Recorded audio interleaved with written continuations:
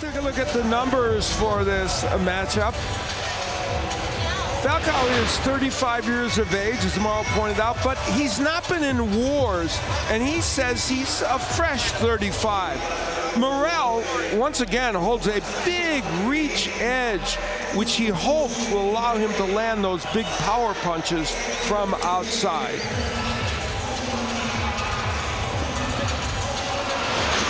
Once again, here is Jimmy Lennon Jr. Well, fans, from the T-Mobile Arena here in Las Vegas, Nevada, Premier Boxing Champions presents the co-main event of the evening and a world title attraction brought to you by GTD Promotions, TGB Promotions, Golden Boy Promotions, and Showtime Pay-Per-View. This bout is sanctioned by the WBA, the president in attendance, Gilberto Jesus Mendoza, with a supervisor, Carlos Chavez. Our three judges scoring this bout from ringside. From New York, Max DeLuca. From Nevada, Patricia Morse-Jarman. And from Oklahoma, David Sutherland. Introducing our referee in charge, our third man in the ring, Celestino Ruiz. All right, fans, here we go with the co-main event of the evening at 12 rounds of boxing for the WBA Super Middleweight Championship of the World. Introducing to you first the challenger on my right, fighting out of the red corner, wearing black trunks with gold trim, hailing from Vitória, Espírito Santo in Brazil. He weighed in at a ready 166 1/2 pounds.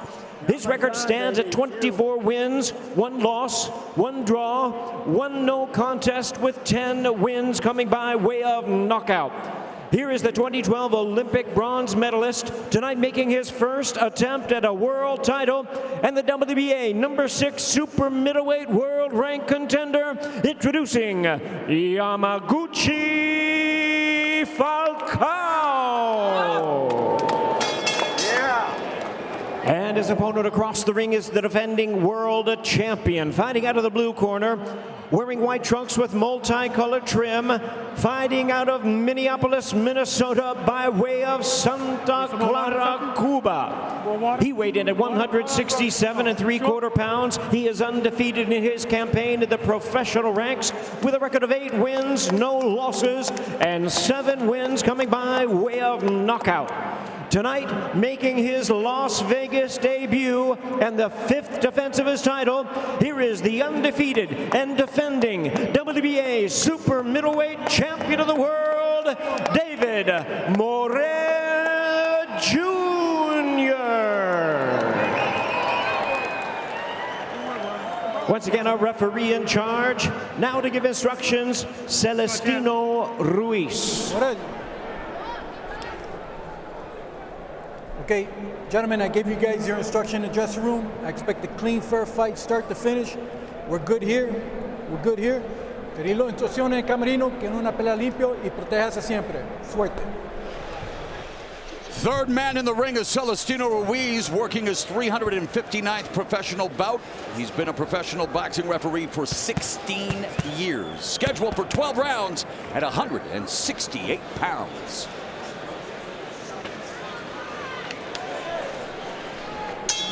The bell and round number 1. And guys, in his first 8 pro fights, Morrell has outlanded his foes 743 to 235. That's a 3-to-1 ratio. And because of that, he has not lost a single scorecard of all the 3 scorecards in every fight that he's had. 39 rounds thus far. Pretty extraordinary. Yeah, David Morrell's a really fast starter, really fast with his punches.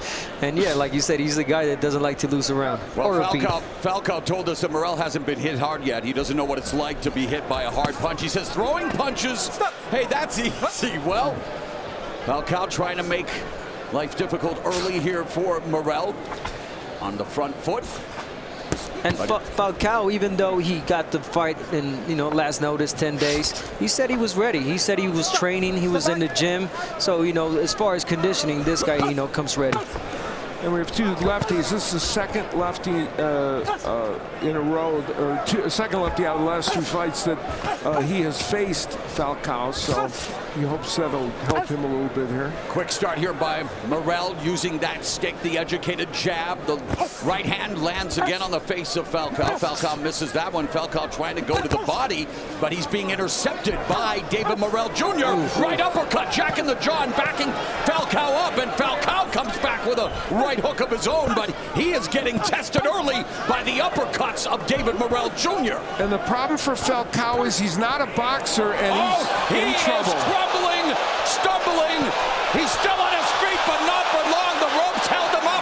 He goes down for the second time in his career. 4, 5, 6, 7, 8. ¿Tú estás bien? Ven para acá. David Morrell has 2 first-round knockouts. The last one came June of 2021 against Mario Cazares. He is unloading on Yamaguchi. Falcao, the problem, has a big problem in round 1.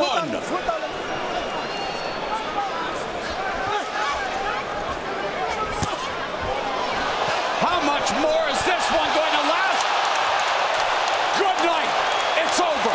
David Morrell with a scintillating KO in his Las Vegas debut, and immediately concern for Yamaguchi Falcao, who gets knocked out for the first time in his career, and it was a brutal one.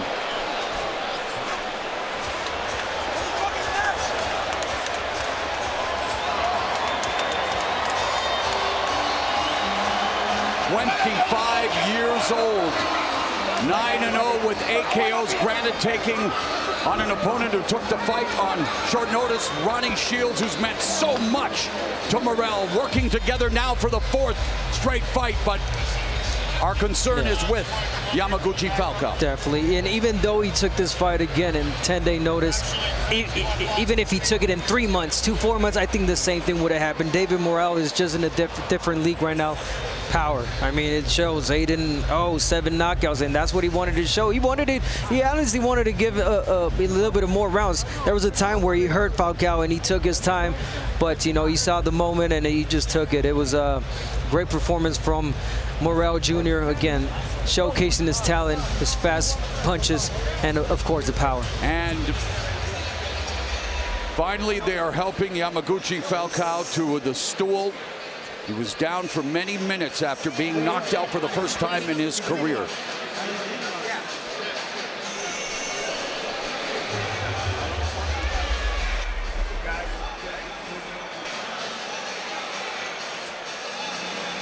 It was a good sign that he was alert and talking to the doctor. That's certainly something positive. And of course, Morrell, who in his last fight went 12 rounds, well, stopped Aido Sirbosinili in the 12th round. We know what happened with Sirbosinili, was put in a medically induced coma. Thankfully, miraculously, able to recover back home in his native Kazakhstan.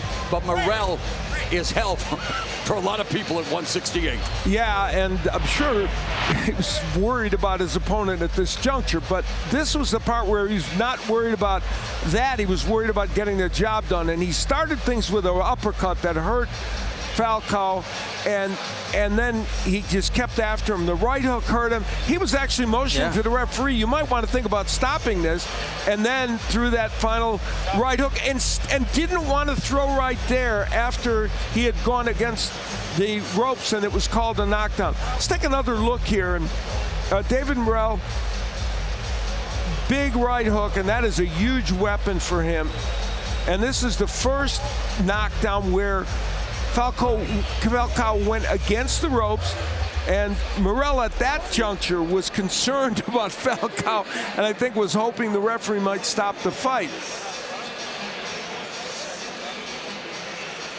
And then he continued with the right hook, and this is where Falcao went down and where the fight would end. And thankfully, after an extended period of time on the mat, he is up on a stool and doing better. But For Morrell, the weapon of choice was the right hook tonight. He had landed some good uppercuts, and there's the left hand, but it's been the right hook, and it's one of his best weapons as a fighter. And Falcao, he hadn't faced this kind of power in his pro career, had truthfully not faced a top fighter in that division. And Abner will take one more look at it, and we'll see the skill of Morrell with that right hook. Yeah, it was the overhand left first, and he saw the hook, the opening, and I mean, look at the leverage, look at the pop, the power, and just the way that Falcao went down. It was just, brutal knockout. The third first-round knockout of Morrell's career, and 8th overall as he improves to 9-0. He said his goal was to shine on the big stage and steal the show. Hey, he might have done just that in tonight's co-feature first-round KO for the Cuban crusher David Morrell Jr.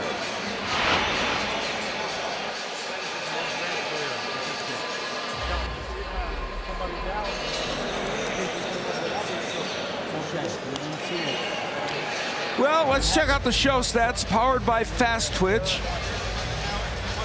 Not too much to look at, of course. It was a short fight, but they will be revealing for sure. 67% of your power punches landing, 22 out of the 33 is pretty good. And 57% of your total punches, he did land virtually everything that he threw. And those were powerful punches. There were uppercuts mixed in. The primary weapon was the right hook.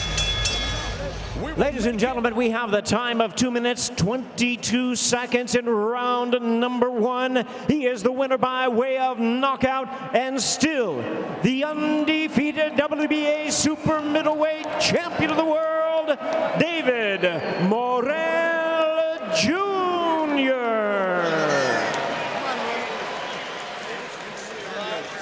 Let's go to Jim Gray.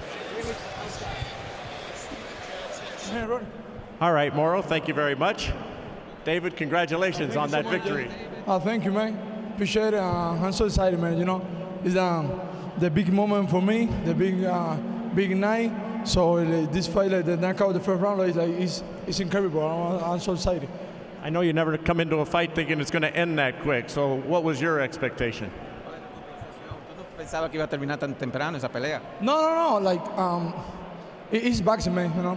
It's boxing. First round, second round, 10, 8. It's knockout. I'm the winner. So, I'm no way the knockout the first round. You've done so much so fast in your career. What's your assessment of where you are? ¿Dónde está ahora mismo en tu carrera? I think it's my best moment. My best moment. I'm coming the big man, the big name. Sorry. I want to fight the best of the division, the 160, the 168. Let's take a look at the replay monitor, David, right here in front of us. And if you can just tell us from your vantage point what you're seeing at this moment.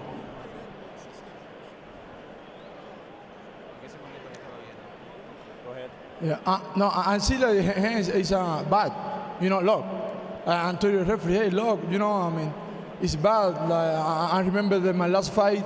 The people, the guys there, Uzbekistan. So after the fight, go to the hospital. I feel bad. So my man is every time work. So no one the never guys go to the hospital. Then nothing. You know what I mean? And you catch him with the big right hook. Yeah. I know him. No one more. No one more. So it's the downfall for the fight. And the good news is Yamaguchi was able to walk out under his own power just a few moments ago. Yamaguchi bajo su propio poder. Yeah. Him is I respect Yamaguchi. I respect the team, the Yamaguchi. So he's good guy, good boxer. Well, David Benavidez is here tonight. You just watched him fight. He's next. Benavidez. That is next? Hey, baby, get it next. What is it? That's what we want. He's here somewhere. Yeah, I want to fight Benavidez, man. What's it gonna be? It's next, 100%. I want to Benavidez. I know one and I never guy the different the 168. No, Benavidez. I respect him. I respect you, man. I respect him. I respect the team, Benavides. I respect everybody. But inside the ring, no respect nothing. Very good. Congratulations. Terrific performance. Y es una oportunidad para decir que una vez más debemos preocuparnos más por los niños que tienen autismo y todas las cosas que vamos a hacer posible por el beneficio de ellos. There's a great opportunity for my cause, which is autism and kids and all that. So I wanted to take this opportunity for everybody to back up autism, and it's something that I support, basically. It's one message for everybody, like que sigan lo que es la preocupación, ¿no? La preocupación por los niños que tienen así, que también son fuertes como nosotros, y también hay muchos niños. Bueno, hay muchos niños que también son campeones, pero del autismo. Yeah, they're the kids that are champions in autism, and they're very strong people, and that's what he supports, and that's what he wants people here to support him too. Beautiful message. Congratulations. Morrell, back to you. Indeed, a beautiful message. Autism hits close to home, and I appreciate what David Morrell Jr. has done, not only for his social causes, but what he's doing in the ring as he improves to 9-0 with 8 knockouts.